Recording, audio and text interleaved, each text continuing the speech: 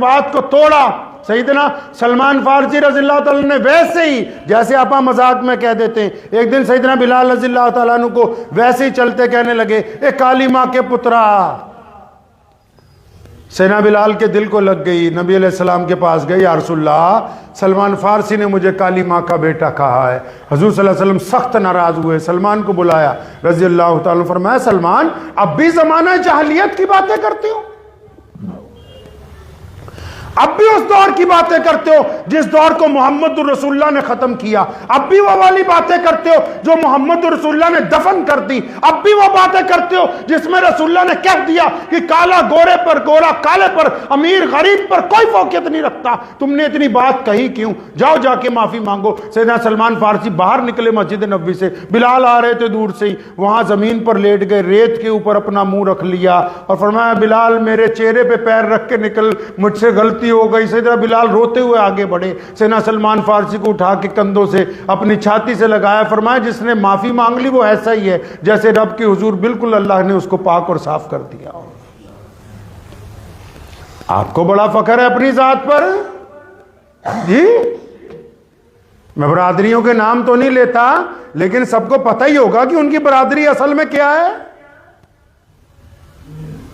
جو بڑے بڑے ڈینگے ہانکتے ہیں کہ جی ہم فلاں ہیں, فلاں صاحب ہیں, فلاں صاحب ہیں, اوپر سے نام رکھ لیے ہیں, اصلیت تو پتہ ہی ہوگا کہ اس برادری کا اصل نام کیا ہے. اگر برادری اتنی پیاری ہے تو پھر اصلی نام کیوں نہیں لیتے, پھر نقلی نام کیوں لیتے ہو؟ برادریوں کی وجہ سے اڑے ہوئے ہیں, بچے بیٹھے ہیں, بیٹیاں گھروں پر بیٹھی ہوئی ہیں, بیٹے گھروں پر بیٹھے ہوئے ہیں, اور ان کی ناک پھنسی ہوئی ہے کہ دنیا ادھر سے ادھر ہو جائے, ہم اپنے بیٹے کی بیٹی کی شادی نہیں کریں گے. اور یہ یاد رکھو, یہ برادری واد کا جو بھوت سوار ہے نا, یہ بھی صرف مڈل کلاس لوگوں کو سوار ہے. جو لوگ ارب پتی ہو گئے, جو بہت زیادہ پڑھ لکھ گئے, وہ تو چاہے کہتے ہیں مذہب بھی دوسرا ہو جائے, ہمارے لڑکے کو لڑکی پسند آ جائے یا لڑکی کو لڑکا پسند آ جائے, بس اس کی شادی ہو جانی چاہیے کسی قیمت کے اوپر. یہ جو برادریوں کے بیٹے نے توبہ نہیں کی, جہنم میں کیا کو صحیح کہتا ہے کس کو ہے برادری؟ نبی کا بیٹا اللہ تبارک و تعالیٰ کی نافرمانی کے بعد پیچھے دھکیل دیا گیا. ان سے بڑی برادری کس کی ہوگی؟ نبی منتخب, اللہ کے منتخب بندے ہوتے ہیں, عام انسانوں میں سے نہیں ہوتے جو نبی ہوتے ہیں, اللہ کے پسندیدہ بندے ہوتے ہیں. پیارے پیغمبر علیہ السلام نے نکاح کیے, 4 نکاح قوم سے باہر, برادری سے باہر, قبیلے کے باہر کیے. آپ ان سے بھی نعوذ باللہ آگے بڑھنے کی کوشش کر رہے ہیں. آپ تو ضد کے اوپر اڑے ہوئے ہیں کہ نہیں, ہم تو اپنی بیٹی کی شادی کسی قیمت پر کریں گے ہی نہیں. لڑکے لڑکیاں بڈھے ہو رہے ہیں, کئی حضرات آتے ہیں میرے پاس, حضرت وہ مرتد ہو رہی ہیں, بیٹیاں مرتد ہو رہی, خود مرتد کر رہے ہو تو ہو رہی ہیں. دہیج کا رواج آپ نے ڈالا, آپ کہتے ہو کہ فلاں برادری کا نہیں, ہم اس کا نکاح اپنی بیٹی کا نہیں ہونے دیں گے, تب وہ مرتد ہو کے غیر مسلموں کے ساتھ جا رہی ہے. اپنا گناہ کیوں نہیں دیکھتے؟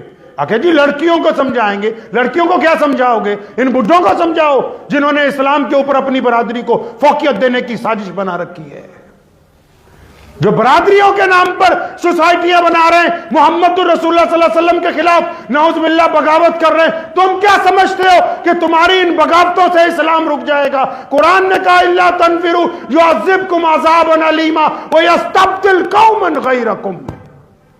اللہ فرماتے ہیں ہم تمہاری جگہ کسی اور قوم کو اسلام کی دولت دیں گے, اور کوئی آ جائے گا. فطور ہے آپ کے دماغ میں, دماغ میں فطور بھرا ہوا ہے. کوئی فائدہ نہیں ان نمازوں کا جو برادری کے حساب سے پڑھی جائیں. امام چاہیے تو جی ہماری ہی برادری کا امام ہو, تو بس پر کوئی اپنی نعوذ باللہ برادری والا نعوذ باللہ ڈھونڈ لو جو اس نماز کو قبول کروا دے. اللہ تعالیٰ کے حضور قبول ہونے والی نہیں ہے وہ. جس دین نے رنگ اور نسل کے بھید مٹائے ہوں, جو دین پوری کائنات میں اس لیے پہنچاؤ کہ محمد رسول اللہ نے سیدنا بلال حبشی رضی اللہ تعالیٰ عنہ کو ابو بکر صدیق رضی اللہ تعالیٰ عنہ کا بھائی بنایا. کون ابو بکر جو شہزادے ہیں, اور کون بلال جو غلام ہیں. جس دین میں سیدنا ابو ذر غفاری رضی اللہ تعالیٰ عنہ جیسے فقراء صحابہ کی آمد کے اوپر ایک صف میں کھڑے ہو گئے محمود اور ایاز، نہ کوئی بندہ رہا نہ کوئی بندہ نواز، بندہ صاحب و محتاج و غنی ایک ہوئے، تیرے دربار میں پہنچے تو سبھی کے ایک ہوئے۔ جس دین نے کہا کہ ایک صف میں کھڑے ہوں گے، کوئی ذات نہیں ہوگی، کوئی رنگ نہیں ہوگا، کوئی نسل نہیں ہوگی، کوئی برادری نہیں ہوگی، اس دین کے ماننے والے اگر کوئی یہ کہتے ہیں کہ ہم تو اپنی ذات کے اوپر بڑا فخر کرتے ہیں، کس بات کا فخر کرتے ہیں میرے بھائی؟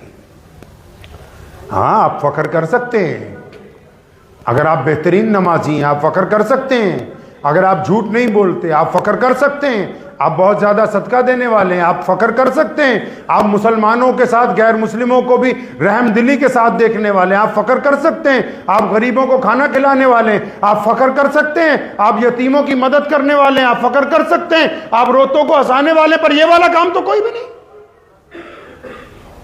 یہ والا کام تو کوئی بھی نہیں کیا۔ ہمیں تو پتہ نہیں کسی نے کم۔ اچھا یہ بتاؤ بھائی، یہ برادری اوپر نیچے کیسے ہو سکتی ہے؟ یہ فلسفہ کہاں سے آیا ہے؟ یہ اوپر نیچے ہو کیسے سکتی ہے؟ اسلام میں صرف دو ہی قسمیں، ایک رسول اللہ صلی اللہ علیہ وسلم اور انبیاء علیہ السلام کی جماعت، دوسری تمام مسلمان۔ اللہ نے اپنے نبیوں کو عزت عطا فرمائی تمام کائنات کے اوپر، بس وہ اس لیے کیونکہ وہ اللہ کے منتخب بندے ہیں۔ اس کے بعد تمام انسانوں کے لیے حکم ہو گیا کہ یہ ایک برابر ہے، اور ان نبیوں نے بھی اور ہمارے پیغمبر اعظم صلی اللہ علیہ وسلم نے بھی اپنی ذاتی زندگی میں اس کو کر کے دکھایا ہے۔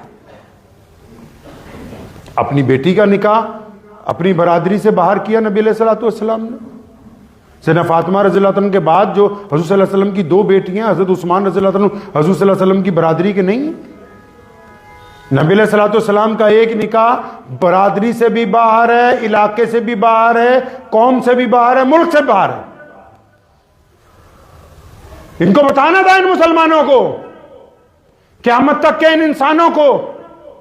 پیغمبر اعظم صلی اللہ علیہ وسلم نے اپنی بیٹی سیدنا فاطمہ کو پوچھا، جبکہ اللہ نے رشتہ طے کیا، پھر بھی پوچھا کہ آپ کا رشتہ علی سے کر دیا جائے، اور یہ تو کہتے نہیں ہم طے کریں گے، ہم بتائیں، چاہے زندگی گزارنی لڑکا لڑکی نے فیصلہ کریں گے بڑے میاں کہ ہم بتائیں گے کہ یہ رشتہ ہوگا کہ نہیں ہوگا، کیونکہ ناک ان کی پھنسی ہوئی ہے بیچ میں، تاکہ کل کو ان کو طلاق بھی کروانی ہے، ان کو تو پنچایتیں چاہیے،